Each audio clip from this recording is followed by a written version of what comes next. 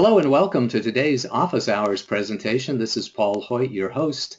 Our Office Hours presentation is a relaxed, informal mentoring program that we do every Monday at noon Pacific time. All these recordings, slides, and exercises are archived in our members area, and the recordings are also available currently on the YouTube channel at youtube.com/user/Paul Hoyt. The reasons we do these is because we know that being a successful small business owner can be a great experience, but we also know that it's tough. You need education, training, tools, and team to be successful. And we want you to get to know us, because when you get to know us, you will know that first and most importantly, we really do care about you.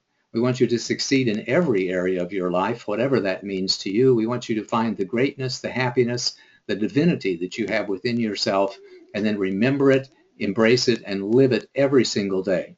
Our passion is to increase the survival rate, accelerate the growth rate, and reduce the struggle rate of businesses in America. And our vision is to help millions of CEOs and entrepreneurs accelerate their business growth and experience greater harmony and balance in their lives. If you find these messages to be valuable to you, please pass the word along to other entrepreneurs and business owners that you know, because we are passionate about doing everything we can to help everyone who wants to be a small business owner and who is a small business owner experience greater joy in life. Our office hours agendas are usually an in-depth discussion of a business success principle. Then we offer some closing remarks, some special offers, and an invitation for next week's sessions. Then we go into open Q&A and coaching. So as you're listening to today's recording or as you're listening to today's broadcast, you'll make notes. You can type questions into the chat log, and at the end of the call, we'll take your questions. First, typically on the subject matter of the day, and then any other comments that you want to make and any other discussion topics that you have. And we'll do our best to provide free coaching, up to the end of the hour or maybe even a little bit beyond.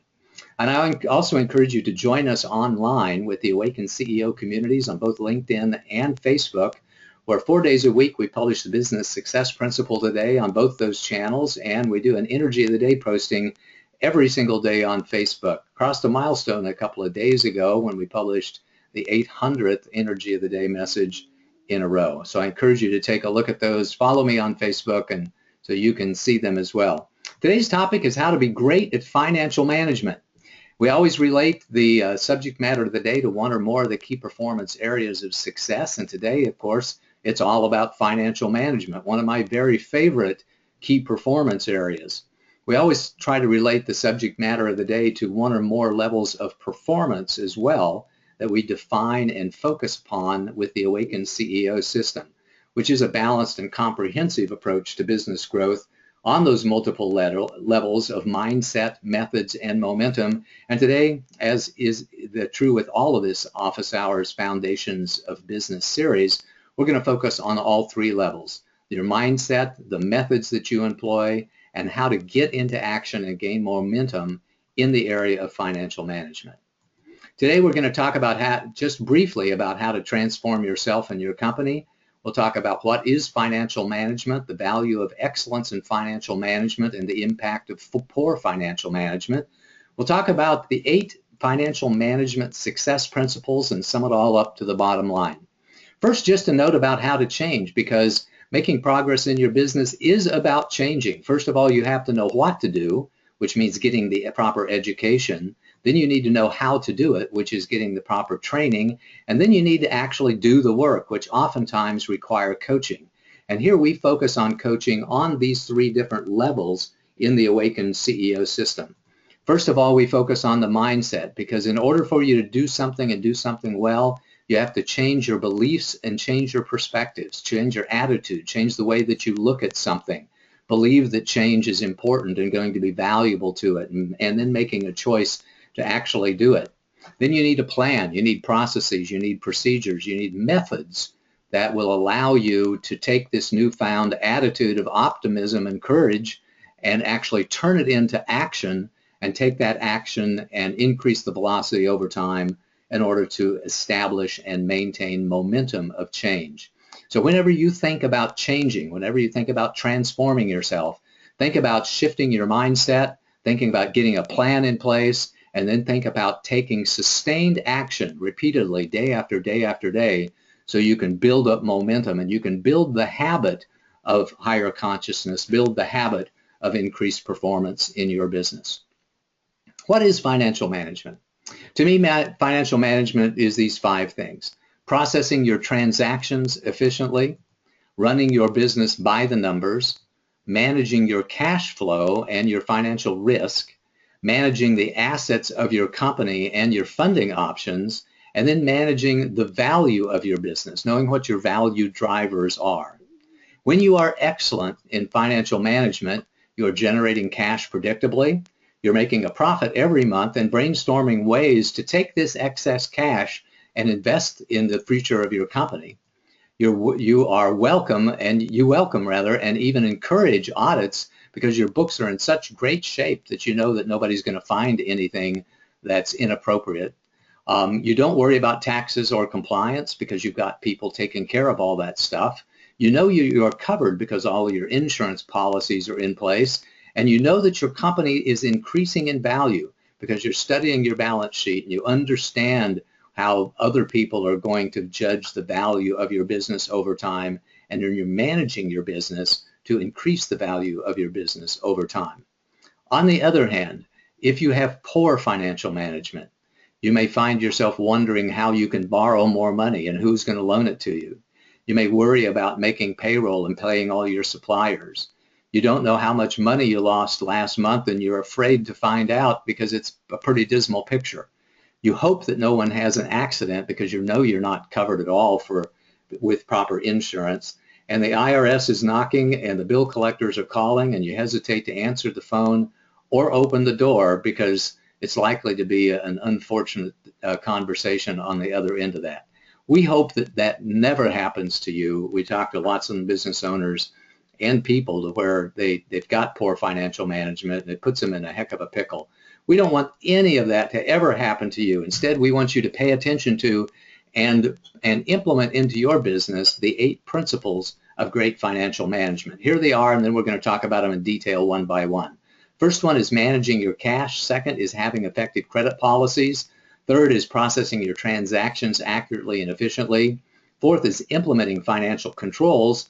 Fifth, protecting your assets. 6, being in compliance. 7, properly funding your business. And 8, learning to read your financial statements. Let's take these one by one so that you can understand what these great success principles are in financial management and employ them in your business. First, manage your cash. You've probably heard the saying, the cash is king, and it's absolutely true.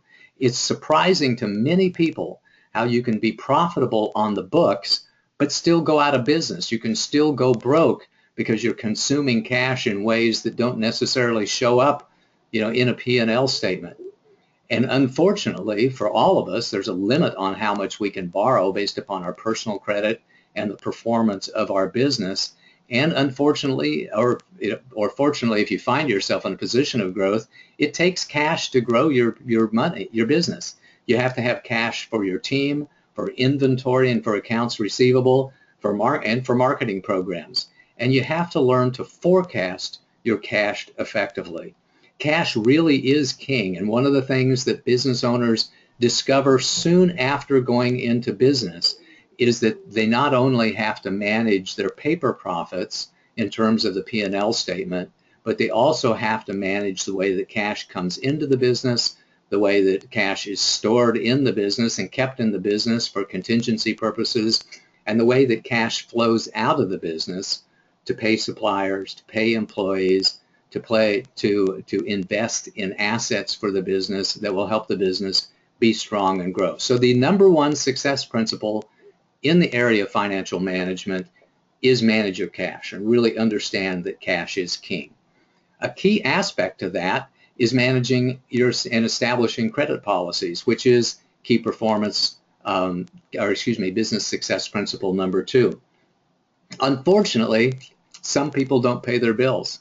Some folks, unfortunately, stiff people habitually. Some people just love to take services and to take products from other people and don't really have any intention of paying them, or they don't really care very much if they're unable to pay them. Other people, especially small business owners, they get behind on their bills and they have to make tough choices about who to pay and Do I pay my employees or do I pay my suppliers? Do I keep my doors open or do I pay off all my vendors? I mean, some businesses get in really, really tough financial position. And if you find yourself as a supplier, as a vendor to one of those companies, then you become a creditor to those companies, and you may find yourself in the unfortunate position of having to write off some unrecoverable debt. And I don't want that to happen to you. It's happened to me far too many times until I learned to check people's credit and to have credit limits at my company.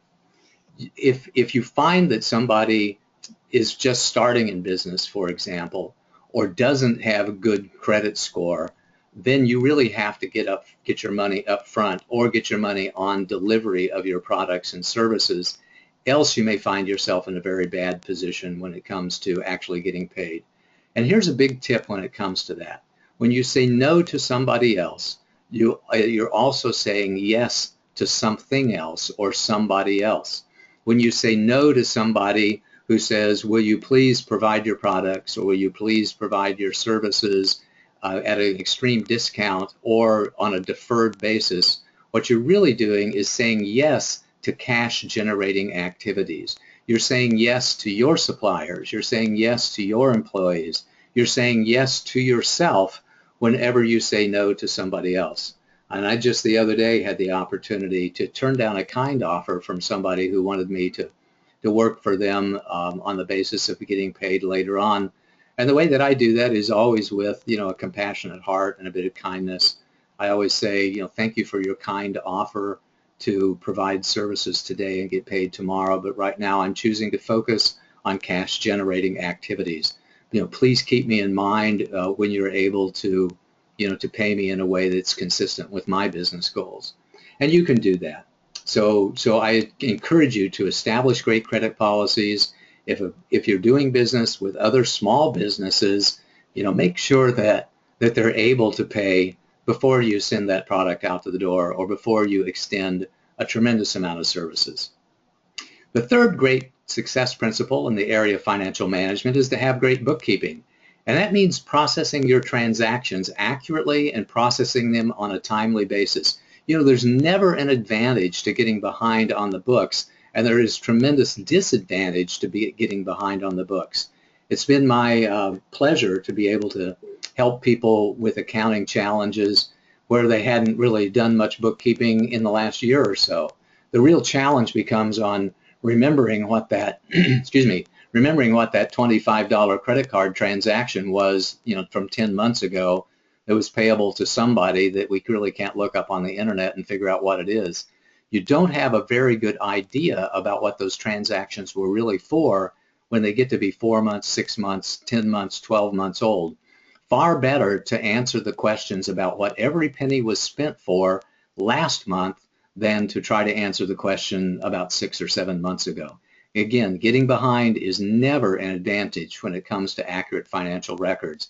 And here's a big surprise for you. Some people just love bookkeeping. And I know that some of you listening to this call today are saying, man, I just hate doing bookkeeping. I can't stand to pay the bills. I can't stand to make the collection calls. I can't stand to try to actually get the accounting in place because numbers is not your thing. Numbers is not your gift. But there are people out there who just love to do accounting. They love to do the bookkeeping. They love to balance the checkbooks. They like to reconcile the check accounts because they just love to do the bean counting. It makes them feel very empowered. It makes them feel very good about themselves to balance things to the penny. Get some of those people on your team, because when you have those people on your team, then it relieves some of your angst and anxiety about whether or not your books are in good shape and whether or not your accounting records are accurate. So here's a tip for you as well. Get an accounting calendar and close the books every month. An accounting calendar is the things that you need to do every month along with a date. For example, you may send notices out to your suppliers and your contractors and your employees, on the first day of the month or on the last day of the previous month, and remind them to get their expense reports in because there's a due date. Your expense reports are due by the third business day of the following month. You might make sure that you pay all of your taxes on a monthly basis like you're supposed to do, especially your payroll taxes. and your sales taxes. And if you make a checklist of things that you need to do and put a date on those, and usually it's a date relative to the close of the month, then you won't miss anything and you'll make sure that things get done. So develop an accounting calendar for yourself and then close the books every single month so that you can keep up to date on your great bookkeeping. The fourth success principle is to implement financial controls, and this is critical around bookkeeping too. You have to have checks and balances in place to protect yourself from fraud, embezzlement, and mismanagement. You don't want to tempt people with poor financial controls. Otherwise, honest people may make bad decisions in times of weakness. I was talking to a friend of mine who gave inspirational talks at prisons, and he went into a prison washroom one time and took his watch off and set it on the sink while he was washing his hands. And some big old guy came up to him and said, "Don't do that. Don't take your watch off and set it on the counter. You're just tempting somebody to steal that. There's a bunch of people in here, who just would love to steal something because it's kind of their nature. So don't tempt us." Likewise, don't tempt people at your business by having poor financial controls in place, because you will find that sometimes people get into tough financial decisions, and if they see money sitting on the table, if they see money sitting on the desk or just sitting on the floor, they'll be tempted to pick it up, and they'll pick up $1 and then they'll pick up $5 and maybe they'll pick up $10 fully intending to repay it, and then they'll notice that nobody noticed that they picked it up, and they'll say, "Well, I'll repay it tomorrow, I'll repay it a month from now," and then time goes by and that $10 turns into $100, turns into $1,000, turns into tens of thousands of dollars. The worst case that I heard of was somebody who's, one of his best friends who had been his CFO for 10 years had embezzled $350,000. I talked to a business partner just last week whose friend in business and partner in business of many years had been unfortunately embezzling from the company, and he found out that $30,000 was missing. So don't let that happen to you. Implement good financial controls at your business and make sure that everyone has someone looking over their shoulder.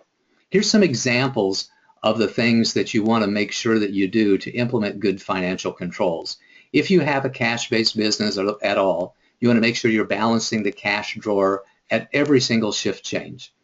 If you take checks, you want to make sure that one person, or when you pay bills rather, you want to make sure that one person enters the check requests, another person approves the check requests, and a third person pays the bills to make sure that you've got checks and balances along the way. A lot of embezzlement happens when somebody has the authority to suggest that a check needs to be paid and is actually writing the checks, and then maybe even depositing the checks or mailing the checks. It's pretty easy for somebody to make up a vendor, to enter an invoice from that vendor, to approve that vendor, and then to send the check to an address that's only known to them.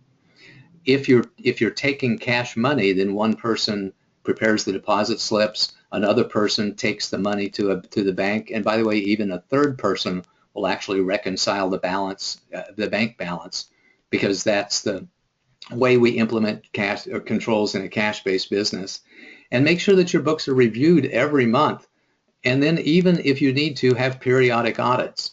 I think that periodic audits by an outside party are really valuable when you get up to, a couple of $100,000 or more in sales, in gross revenues. One of the things that I do as a CFO is make sure that I'm reviewing every single transaction that's been posted every single month by the bookkeepers, whether they're the bookkeepers that work for my team or the bookkeepers that work for my client's team, just to make sure you've got somebody else's eyes on the books to make sure that everything is done the way that it needs to be done, to make sure that mistakes are caught in time for them to be reconciled easily, and to just have another pair of eyes and ears to make sure that appropriate financial controls are in place.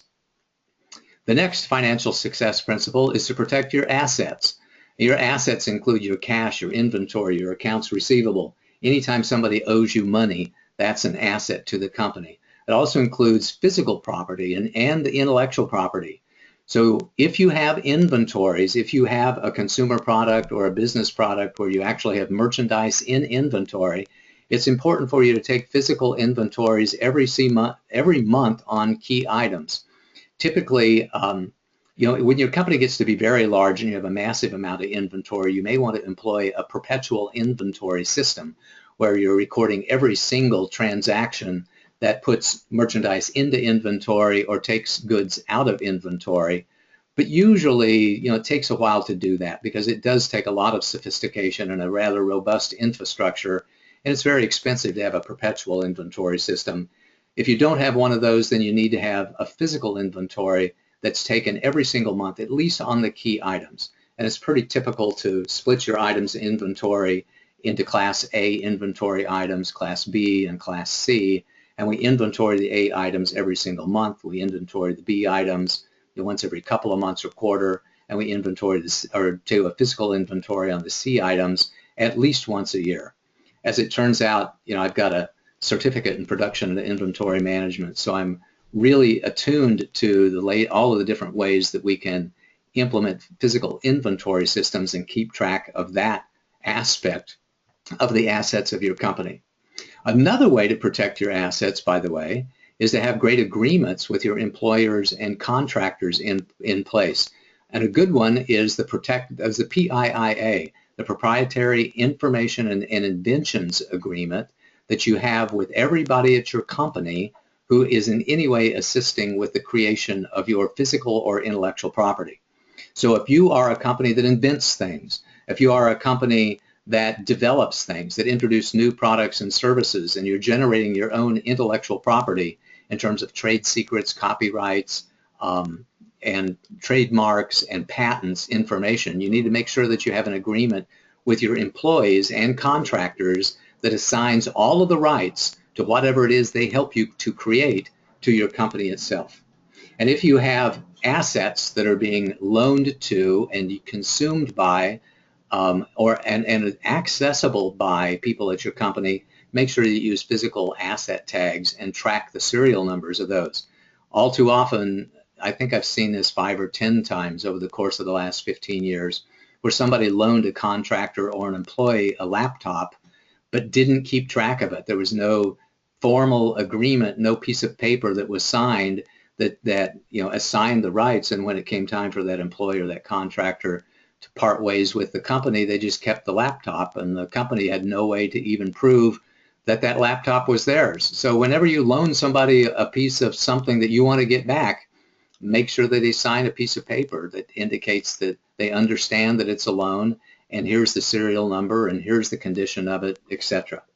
And to also protect your assets, make sure that you get a good IP attorney, get you a good intellectual property attorney to help you with your patents, your trademarks, your copyrights, and make the decision as to whether or not you want to disclose the intellectual property of your company or whether you want to keep it to be a trade secret.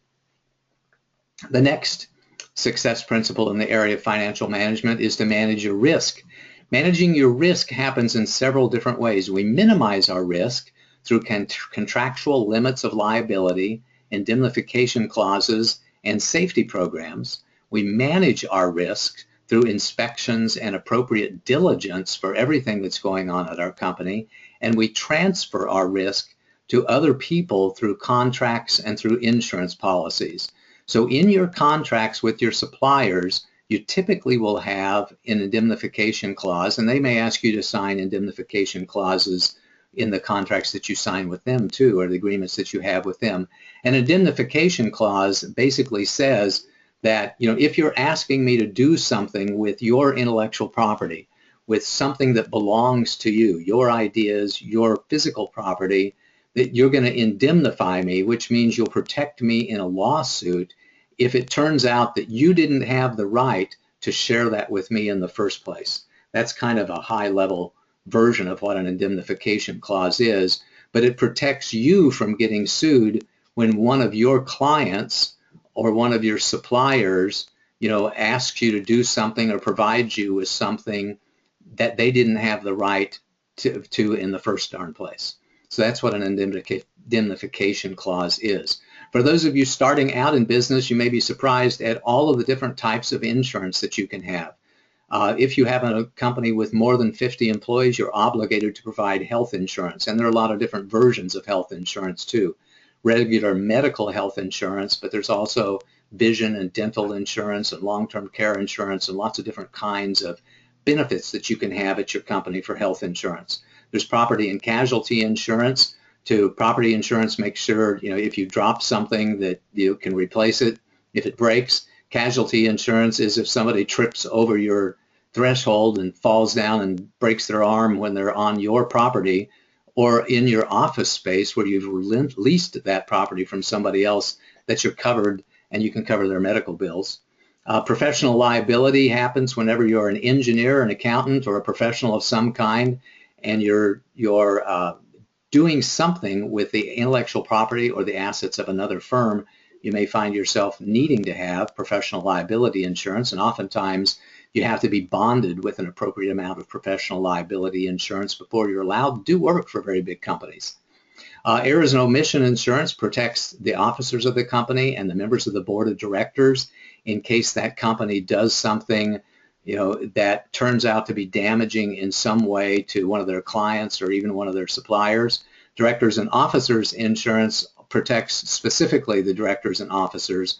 The errors and omissions protects the entire company. The directors and officers insurance protects specifically the directors and the officers of the company.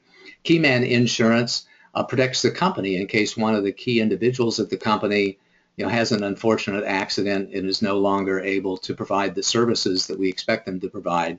And workman's comp is required by state law in most states, probably all states, so that you protect the workers at your company in case they get injured on the job. The next success principle is to make sure that you stay compliant, and that means staying compliant with your payroll taxes, your 1099s and W-2s. Today, as we record this, it is February the 1st, 2016, and 1099s and W-2s are due today. So if you haven't done so already, make sure that before the end of the day that you deliver your 1099s and W-2s, and of course that means today that you'd have to send them by email, which by the way is okay in both of those cases. But make sure that you're paying your payroll taxes on a monthly basis and you're delivering all of your financial compliance documents the way that you need to. Make sure that you're paying your unemployment tax and your workman's comp insurance on a monthly basis, and that you're collecting and remitting sales taxes, and that once a year typically that you are filing your property tax returns and paying that. And of course that you're paying your local, your state, and your federal income taxes, that you have all the appropriate business licenses in place, and that you're filing the appropriate quarterly and annual reports and returns. If you are self-employed, that means that you're filing estimated tax payments once a quarter. If you have a corporation, that means typically that you're doing the same thing, filing tax returns once a quarter. If you have a public corporation, you have to do a lot more than that.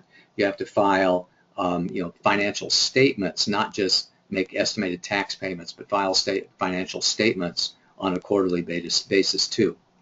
The next to the last of these great success principles in the area of financial management is to manage your funding options. And you have a lot of funding options. You can self-fund your business.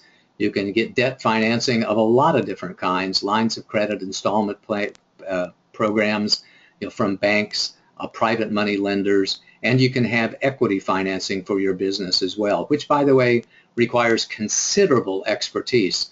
There are a lot of very interesting laws when it comes to equity financing, and they're changing dramatically over time with the new Title II, Title III Jobs Act laws and the new crowdfunding laws that are coming into place, and the changes that we're seeing in the regular 506Ds and in the Regulation A's that are coming out. I've been up on equity financing for a long time, and I understand how complex it is to really understand the equity financing laws, and to really understand that, of course, you want to make sure that you get a good securities attorney on your team. Understand supply chain financing too, which is my favorite, and that's extracting cash from your supply chain by getting your customers to pay you in advance and by getting your suppliers to offer you some extended terms. That can be a really great source of funding that many people overlook. And a really good idea is to moderately overfund your business. And I say moderately overfund your business because you can't raise $4 million in equity financing if your business only requires $500,000 for this next phase of growth. It just won't work because nobody's going to invest in your business in that way. And we always want you to moderately overfund your business so that you have an appropriate amount of contingency funding in place in case something goes wrong that consumes more cash than you expected it to. And here's a tip: something always goes wrong and consumes more cash than you expected it to. So you want to make sure that you have your contingency funding in place and that you've got that, that rainy day fund at your company that you can dip into when things go wrong and you need a little additional cash. And we want you to, as the last success principle, to make sure that you know how to read financial statements. Reading financial statements is absolutely the key to managing your growth and building the asset value of your company. If you can't read financial statements, then to me, you're going to have a really hard time being an effective CEO. You're going to have a hard time figuring out how to grow your business effectively, and have a very difficult time understanding how other people are going to value your business and whether or not you're even building a business that's increasing in asset value over time. The three most popular financial statements that you really need to understand are the income statement, the balance sheet, and the cash flow statement. My encouragement to you is to prepare them every single month and then discuss them with somebody who can help you understand what secrets are to be revealed when it comes to you reviewing your financial statements, and also perform other financial analysis as necessary. So financial statements will tell you part of the story about your business, but oftentimes you have to go dig into your supplier records or dig into your customer records to learn even more about who are your most profitable customers and which are your most profitable products, and how can we tweak our business model in order to make more money based upon the results that our data is showing us. To implement these 8 success principles in your business requires expertise on all 3 of the levels in the Awakened CEO system. First of all is to get your mindset in place, to really understand that money is important. It's how we keep score in business. Money is really, really important to your investors, to your employees, to your accountants, and especially to the government, that we really want to know how you are doing. So keep in mind that it's important, and understand that you just can't completely ignore it.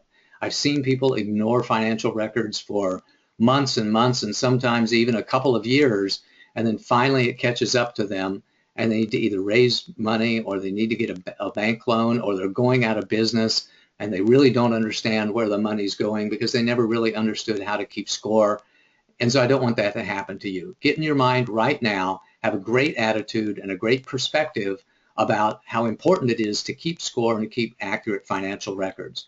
When you have your mind set straight, then move on to your methods, which is making sure that you got appropriate due diligence in place for everybody that's going to handle money at your company. Make sure that you got the financial controls in place. Make sure that you've got your accounting calendar in place, and that you've hired somebody to actually implement these plans and procedures so that you can get caught up with your financial records right away, get right with all of the government agencies, your local, your state, your federal agencies, your business licenses, and stay that way.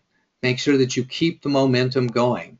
Keep the pressure on your accounting resources to close the books every single month, and have that discussion with your CFO every single month so that you can see what story is being told to you by your financial records.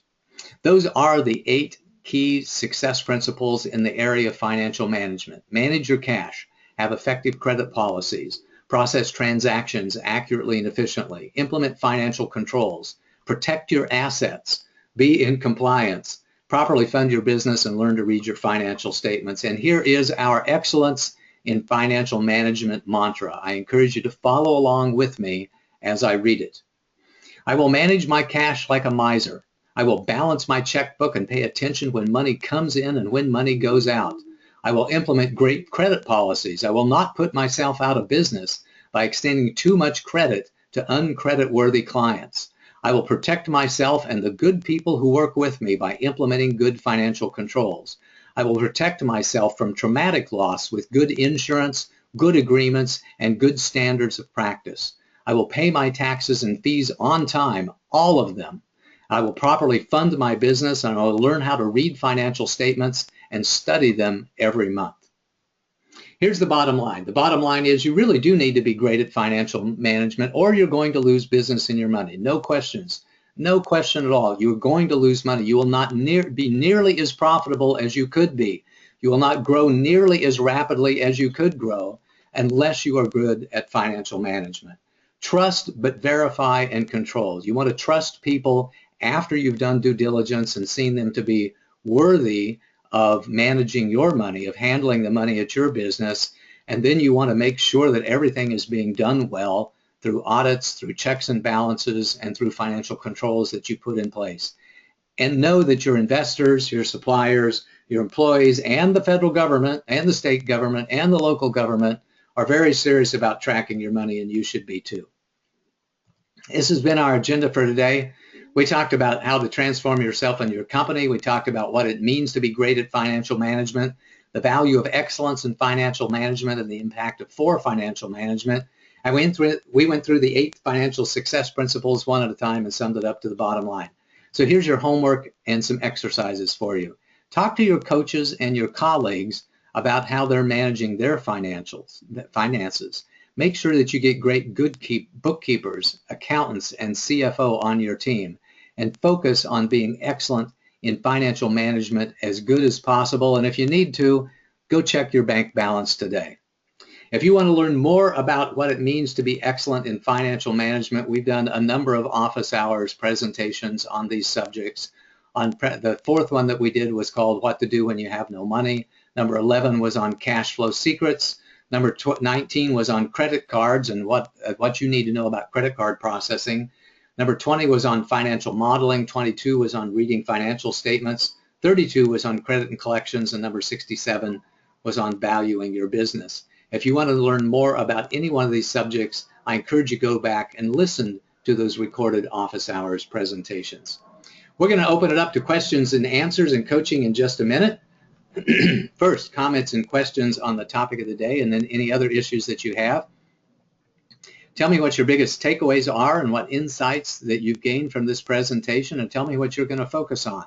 Here at the Hoyt Management Group, we are passionate about doing everything that we can to help you survive and thrive in your business, and we provide services at 3 different levels. First of all, we'll teach you how to do it yourself with our education and training programs. Second, we will do it with you. We'll help you create great financial projections, help you create strategies, help you create financial models and business plans, product funnels, sales scripts, all kinds of things that we'll work with you on to create.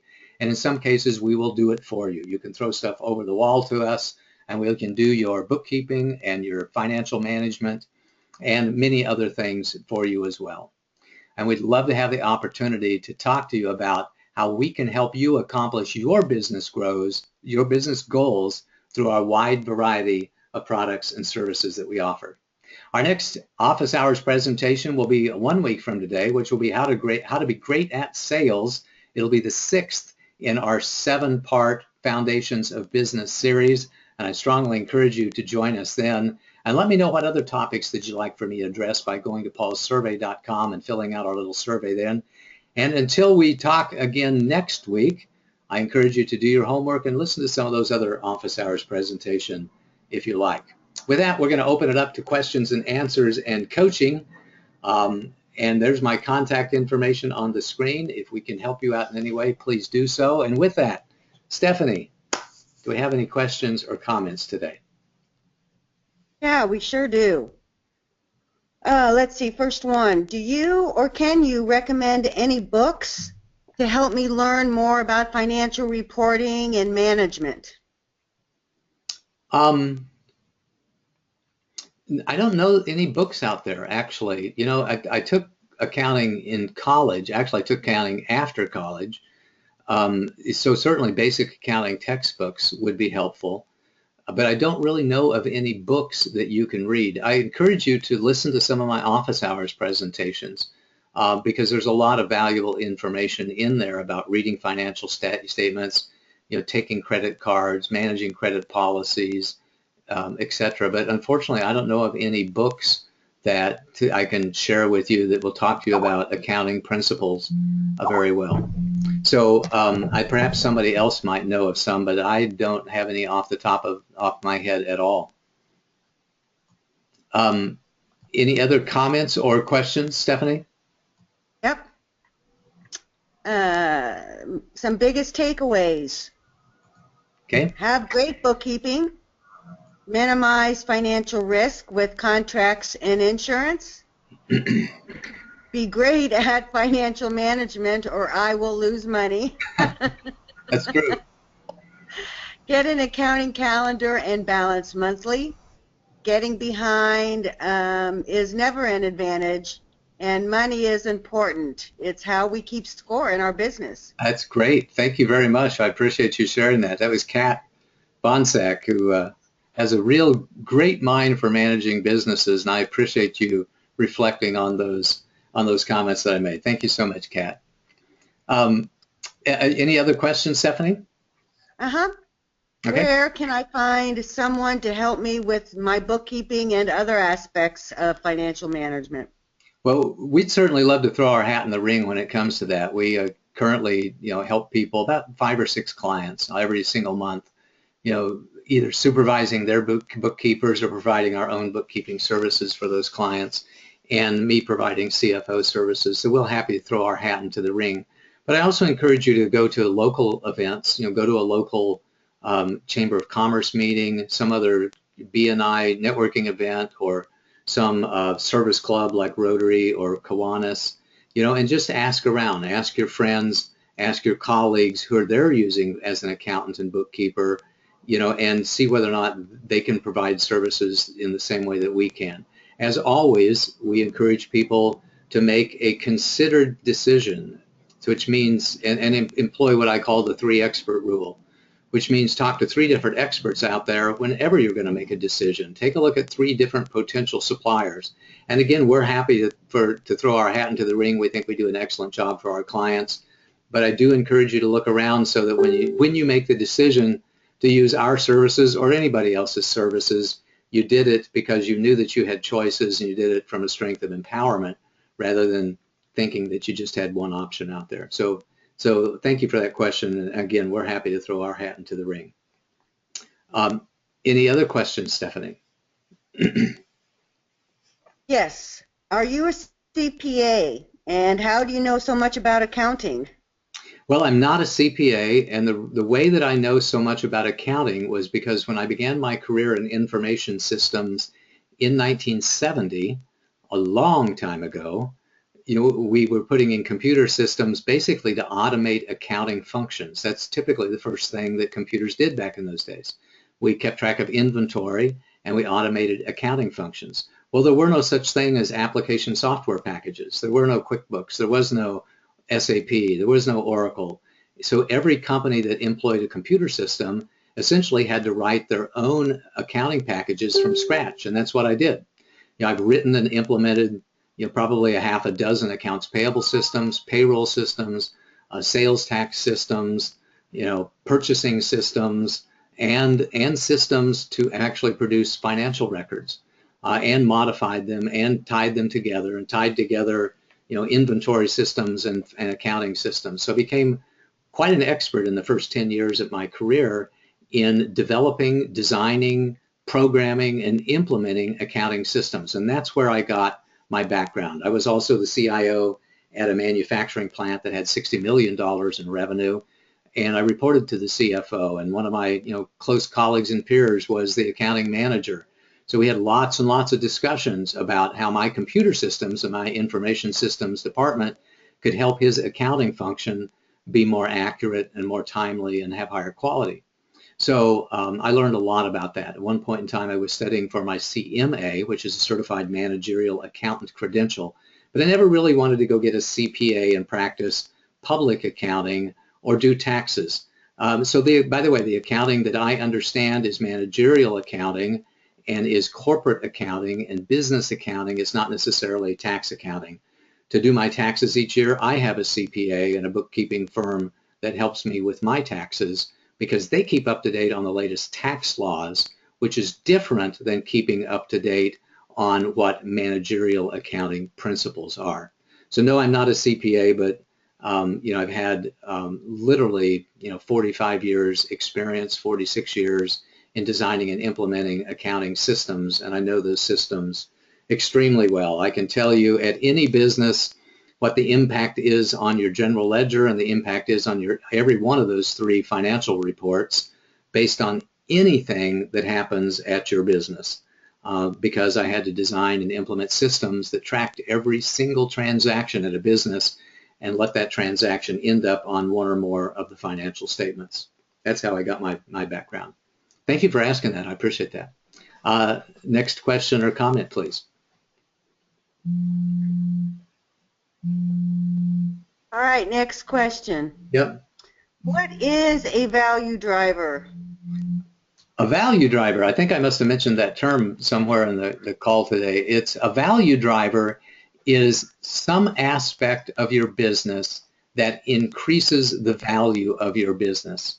So for example, value drivers certainly include revenues and profits because as your revenues increase and as your profits increase, the value of your business almost surely increases. But other value drivers might be the number of customers that you have. It might be the lifetime value of your clients. It might be the amount of clients who purchase and customers who purchase from you month after month after month, which would mean like the size of your annuity contracts that you have in place. A value driver might be any patents that you have that increases the asset value of your company. So anything that increases the value of your company in the eyes of an investor or in the eyes of somebody who might want to acquire your company is a value driver. And by paying attention to those things, we drive the value of our business. That's what the term value driver means. It mostly has to do with people who want to acquire your business.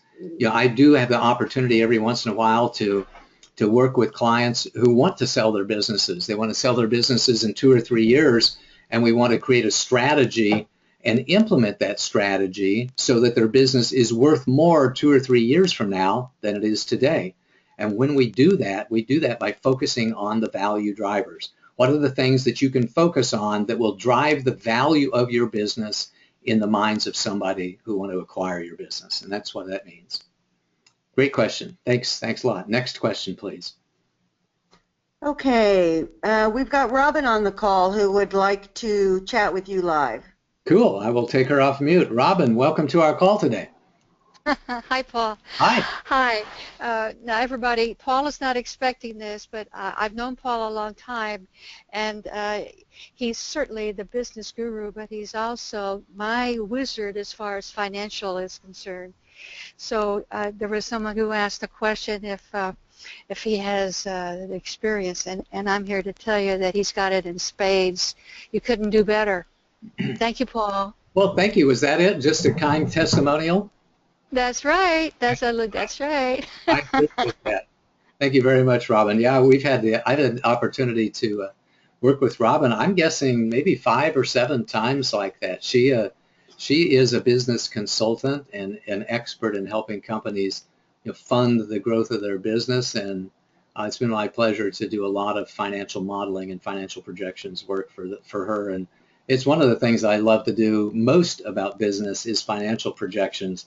So if any of you out there need somebody to help with financial analysis or to do financial modeling or financial projections for your business, give me a call, because you can be assured that I'm going to be smiling every second that I'm doing them, because I just love to do them. Next question, Stephanie. I'm just laughing because anybody who knows Paul knows that as long as he's got a spreadsheet in front of him, he is super happy. So. Yeah, that's true. Thanks a lot. All righty, got some more questions here. We have one from Kat. How do we hire the right people besides credit checks and background checks? I think a really good interviewing process would be helpful. You know, I teach the 6-step hiring success formula that I delivered in several different previous office hours presentations. You know, and step number 1 is to define the job. Step number 2 is to interview the prospects. And in that interviewing process, we want to make sure that we have people interviewed by different people at different times of the day, ideally, and in different circumstances. So for example, if you want to hire a bookkeeper and you want to hire a CFO, but you've never hired a CFO or a bookkeeper before, get somebody on your team that can help you with those interviews. As I oftentimes say, the single most important question in business, and get this, the most important question in business is who can I get on my team to help me form a great team? And this is a perfect example of that. If you want to hire a bookkeeper and you want to hire a CFO, you want to hire somebody to help you with your money and manage your money, and you haven't done that before, then make sure that you employ the 3 expert rule and make sure that you get somebody on your team that you trust to interview those other people to see whether or not they're really qualified to be your bookkeeper, for example. So if you have somebody that you trust to do your taxes, a CPA, you know, even if they have their own bookkeeping services, which some CPA firms do, but not all of them do, you might get them to help interview a potential bookkeeper who's coming into your firm so they can ask them the right questions about balancing, you know, the checking account, about, you know, how do you handle a notes payable that's paid off early? You know, how do you accrue interest? How do you handle deferrals and accruals and all of those types of things for your business to really test the depths of their accounting knowledge or the depths of their knowledge with a specific package. You know, if somebody says, I know QuickBooks, you know, it's really good to ask them, well, how well do you know QuickBooks? Can you do this? Can you do that? Do you know how to do this and that? And have you done that before? I bet it takes a QuickBooks Pro advisor or somebody who's an expert at QuickBooks to really know whether or not somebody is an expert at QuickBooks. So get somebody on your team to help you in that interviewing process, and you most likely will make a much better decision as to who you bring on board. Hopefully that helps. Next question, Stephanie. We got 12:56. We got time for 1 or 2 more questions. Okay, a couple of more comments here. Mm-hmm. From Ricardo, keep up accurate and timely bookkeeping and learn how important to read financial statements is. Excellent. Thank you, Ricardo. Those are great takeaways from today's presentation. I encourage you to employ those in your own business. Next, Stephanie.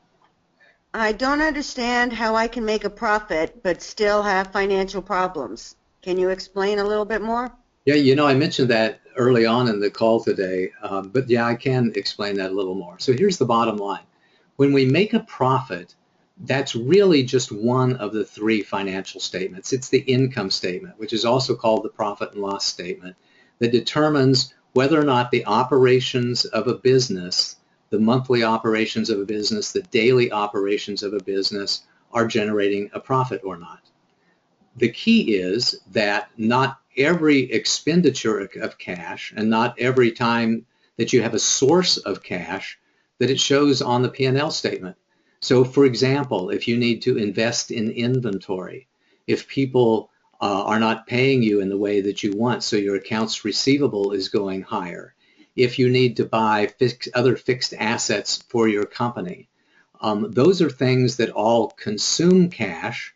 Inventory, fixed assets, accounts receivable consume cash and take away from your cash, but they never show on a P&L statement. They only show on a balance sheet. So if you're just looking at the income statement, it can say that you're generating a profit, but yet because of other ways that you have been expending cash, you may find yourself running low in cash or out of cash completely and unable to borrow additional cash to pay your suppliers and to pay your employees. And if you can't pay your suppliers, they're not going to continue giving you supplies. And if you can't pay your employees, they're not going to continue working for you. And both paying your suppliers and your employees requires cash. So you have to manage inventory well. You have to manage accounts receivable well. You have to manage fixed assets well. You have to manage every aspect of your business that consumes cash and provides cash extremely well so that you don't find yourself in the unfortunate position of running a paper profit but having to close your doors because you no longer have cash to run your business. Cash is the lifeblood of your business, and just like with your physical body, you know, if your lifeblood runs out, you're not going to be able to survive, and that's true about business too. So it really takes, a fair amount of study in order for you to understand the relationship between the balance sheet and the income statement and the cash flow statement and how cash flows in and out of your business and the impact of cash transactions on your profit and loss statement, on your cash flow statement, on your balance sheet. And that takes somebody who's been around a while to help you understand that and explain it to you. It is, by the way, one of the first lessons that most business owners realize is that, oh my golly, I'm about out of cash. What do I do? I hopefully that you'll learn that sooner than later, and hopefully you'll have good people on your team to help you learn that lesson before it starts to cause a lot of significant damage at your business. I got 12:59. I got time for one more question, Stephanie. What one will it be? Hum, hum, hum, hum. How do I determine how much I need to fund my business? That's a great question. I love that question because I help people determine the answer to that question all the time. At a high level, there's two different ways. Number one is based on experience or just kind of off your top of your head. I think it's going to take it. I have a consumer products company, and in general, I know that consumer products companies take between $500,000 and $1 million before they're ever able to get to market. Or in general, I know that I want to create a nationwide brand, and that's going to take $5 to $10 million in financing to do that. But my favorite way to do it is by really developing a strategy and then developing a financial model that reflects that strategy so that you can tell how much cash it's going to consume in order to execute that strategy. So, the Awakened CEO 5-step growth process is step number 1, determine what your vision is. Step number 2, your status. Step number 3, your plans. Step number 4 is gather resources, and step 5 is then go execute the plans that you put in place. Step number 3, your plans, is where we develop the strategic plans and the tactical plans and develop the financial model and determine what resources it's going to take in order for you to fund your business properly. And remember what I said earlier about making sure that you moderately overfund your business, and that's where we make the decision so that in step number 4 of the growth process, we can go out and actually gather the money that we need to get into business and to fund our business properly before we jump into business. So that's my favorite way because I am an analyst, because I love to do financial projections. I love to create strategy, think it through, determine how much money it's going to take to execute that strategy, and then go out and fund the business properly. Other people prefer the other method. They just use kind of a, based on experience or off the top of their head method to determine how much it's going to take to start and grow a business. I think ideally you use both of those. You look at a financial model and you say, does this make sense? Or we look at, some sort of a rule of thumb and then figure out how we can spend that $500,000 effectively in order to grow our business. So I do think it takes a little bit of both approaches, but where you can really, really, really get into trouble is when you think that it's going to take $50,000 and it ends up taking $150,000, or you think that it's going to take $500,000 and it really is going to take $750,000, or on the other end, somebody told you that you had to raise $5 million to grow your business when you could have started your business with only $500,000, and you spent years trying to raise $5 million when it's simply the market wouldn't allow you to do that. So figure out what's proper for your type of business, then figure out a way to go get that money by working with the right advisors, CPAs, attorneys, etc., to develop a great funding strategy and go get the money that you need to properly fund your business. I want to thank everybody who tuned in to the call today. We still got some people asking questions in the chat log. We'll try to reach out to you individually and answer those questions at some point in time. But for the rest of you, we're going to let you go and call it a day for this office hours presentation. I invite you to join us next week. We're going to talk about how to be great at sales in session number 6 of our 7-part Foundations of Business series. And until we meet again, this is Paul Hoyt wishing you a most marvelous and prosperous day. Bye-bye.